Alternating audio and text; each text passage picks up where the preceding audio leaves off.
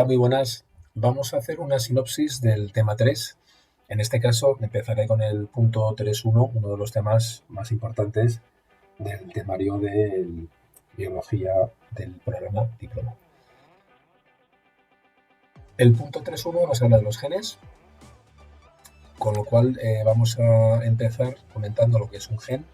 Un gen es lo que tenemos en nuestro ADN, que es lo que nos informa de cada una de nuestras características.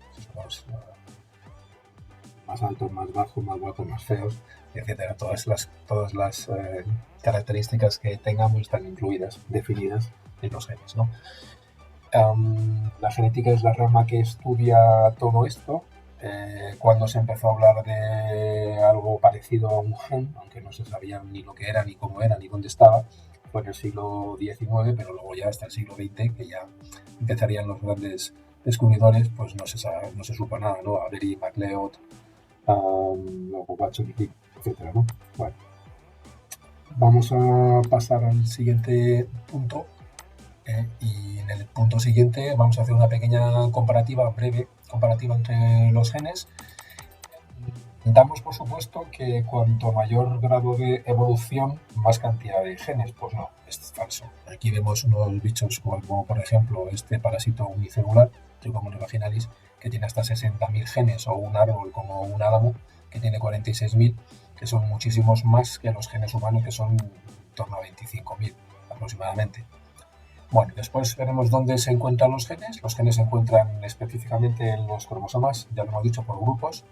Y en los cromosomas, si vemos uno, este sería el número 7, por ejemplo, cada uno de los cromosomas se ve por electroforesis como por bandas, ¿no? En las bandas claras es donde encontramos cada uno de los genes.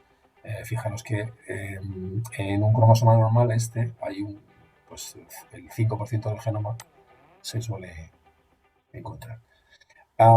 Pasamos al punto siguiente, y es que gracias al padre de la genética, llamado así porque fue el principal impulsor y descubridor de muchas cosas, que fue Gregor Mendel, gracias a él sabemos mucho de la genética y sabemos cómo se segregan y sabemos cómo se pasan los genes de padres a hijos, ¿no?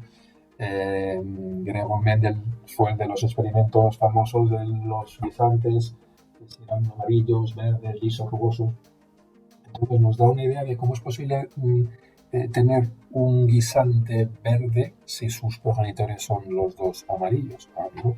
Pues eso es porque había algo dentro de los guisantes que hacía que al mezclarse algo con algo, pues esa mezcla ocurriera la maravilla de tener un color que no lo tenían en los padres, ¿no?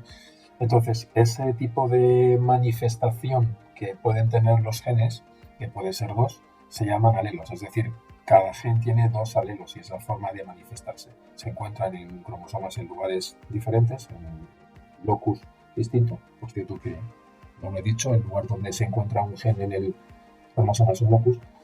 Y los primeros que se descubrieron fueron los cromosomas del color de los ratones. Por ejemplo, en este caso podría ser amarillo, gris o negro, o el sistema de grupo sanguíneo, el sistema AB0, antígenos, anticuerpos a AB0, que por supuesto lo veremos más adelante.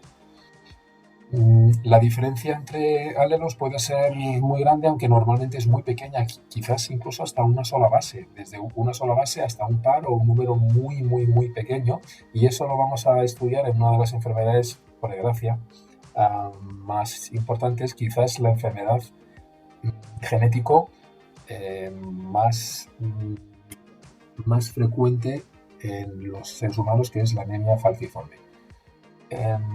Esta es una enfermedad que se debe a un pequeño cambio que ha habido en una base del gen de la hemoglobina, y una sola base es capaz de producir este cambio en la hemoglobina, que hace que no tenga la capacidad de recoger el oxígeno de la sangre. Además, el glóbulo rojo, se hace mucho más fino al perder esa capacidad, con forma de una especie de forma de C, por eso se llama anemia falciforme.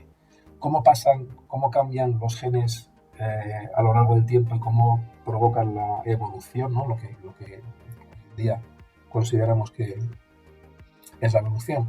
Por ejemplo, la que podemos ver en los primeros equidos el antiguo Equus de hace 50 millones de años al caballo de hoy en día, cómo va cambiando la forma de la pata de 5 dedos a la pata actual de casco, en forma de casco, de una sola falange de los caballos actuales. Pues la forma que tenemos hoy en día de cambio es por una mutación, es la forma más importante, ¿no? Este es el caso de la anemia falciforme que hemos dicho ahora. Lo veremos un poco más en profundidad.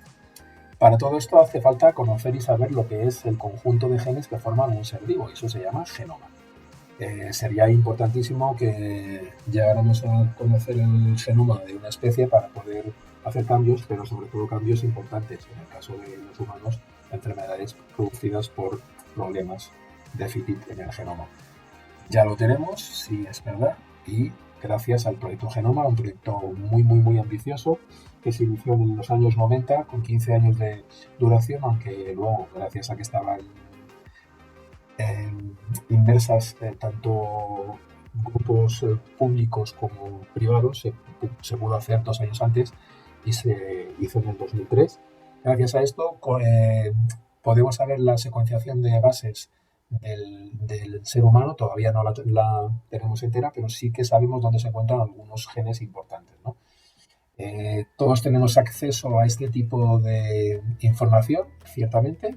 Es una información pública, no hay que pagar por ello, pero lógicamente pueden tener acceso las personas que estén haciendo un estudio en una universidad o en un hospital y que tengan cierto grado de, lógicamente, vamos, que sirva para algo. Creo que luego nos falta ver las técnicas que se usan para la secuenciación de los genes, especialmente veremos lo que es la electroforesis y la marcación por fluorescencia. Y bueno, con esto termina el punto 3.1 y comienza el 3.2, que lo vamos a dejar para una nueva sesión. Muchas gracias y a estudiar.